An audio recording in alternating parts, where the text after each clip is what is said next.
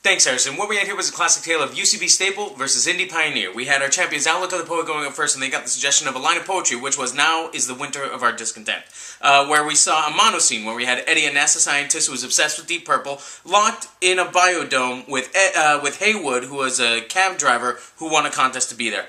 During this mono scene, we had a Khalees Starling debate and a Jodie Foster taxi story. We learned how lonely New York City cab drivers actually are. We had a conversation about the movie Splice, and then we had a reveal that the contest winner is actually an imposter who was sworn by a dying NASA scientist, Dr. Lansky, to take his place in the biodome, and they ended on with Haywood, who was married 17 times, saying that the first time he was married was when he was 10 to an Afghani princess. It was great set by our champions. Then we had our challengers Shakedown going up second. They got the suggestion of Mr. Krabs, which they used in the first scene, where we saw a couple on the way to the restaurant, Mr. Krabs, who happen to love butter but never have sex. We saw an ex-lover herpes confession. Then we saw a line cook who keeps doing fancy moves in the kitchen but got pussy slammed in the face. Then we met Mr. Crab, the Puerto Rican crab person who works at the Van Nuys courthouse at Traffic Small Claims Court.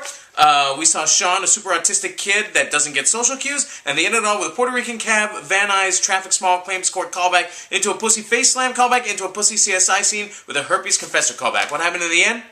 Shakedown is your new champions, and you can see him next week against Cump Punch at the UCBLA Cage Match. For UCBLA Cage Match, I'm Jonny Schwartzbein reminding you that anything can happen in a cage match. Okay, alright. Oh, geez, okay.